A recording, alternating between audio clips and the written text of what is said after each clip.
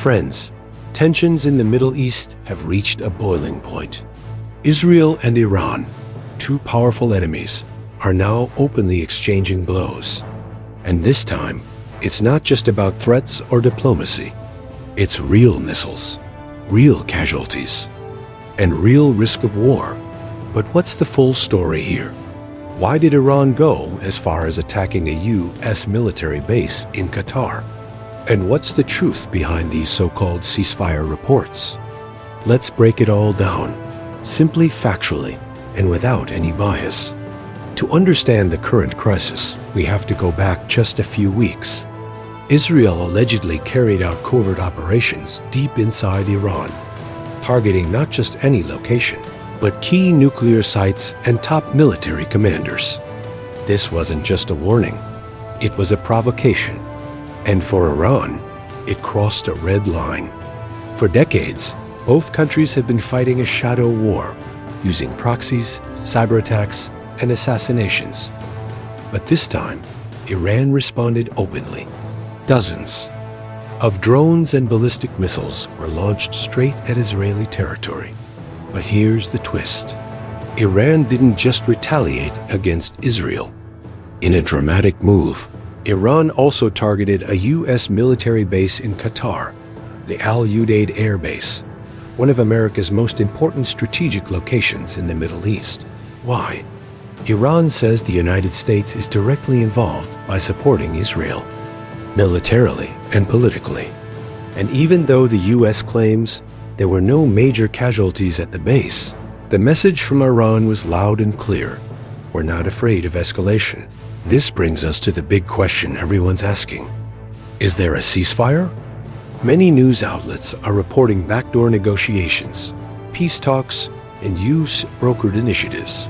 But the truth is, there is no official ceasefire between Iran and Israel. Iran has categorically stated, we will not participate in any negotiations. While we are still under attack, they're calling it a matter of principle. According to reports, Iran wants to complete its full retaliatory response first, and only then consider diplomatic options. Now, you might be wondering, who's trying to make peace here? Several players have stepped in.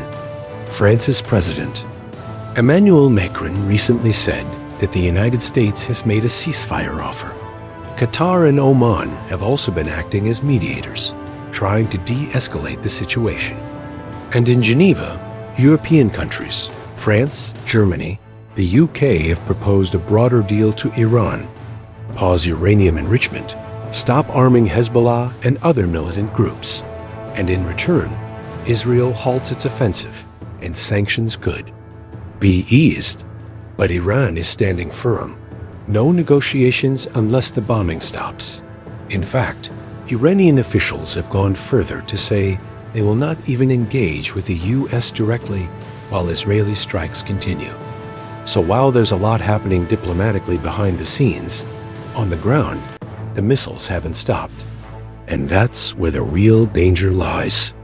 Because this conflict is no longer just about Iran-Israel, it has the potential to pull in regional powers, superpowers, and create a geopolitical disaster.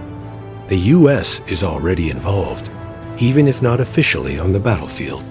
Iran has support from Russia and China, at least diplomatically. Gulf countries like Qatar are stuck in the middle, trying to prevent this from becoming a war zone.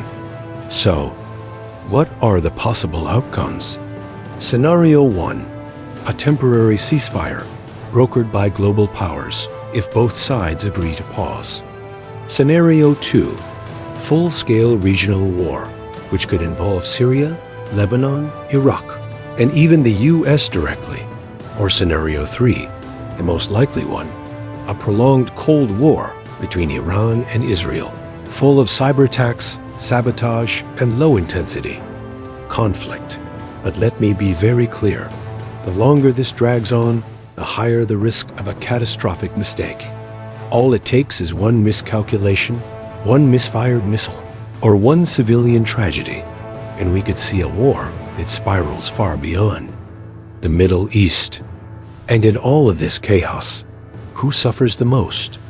Ordinary civilians, not the politicians, not the generals, but the people. The families in Tel Aviv running to bomb shelters. The children in Tehran hearing sirens. The workers in Qatar caught in the middle of a geopolitical game. War doesn't have winners. It has only survivors. Friends, we live in a time when news spreads fast, but misinformation spreads faster. That's why it's so important to understand these issues deeply and clearly without getting caught in the propaganda from either side. Let's hope that diplomacy succeeds before it's too late. And as always, stay aware, stay informed. If you found this video helpful, please like and share it with your friends. Comment below. Do you think a ceasefire is even possible at this stage? I'll see you in the next video.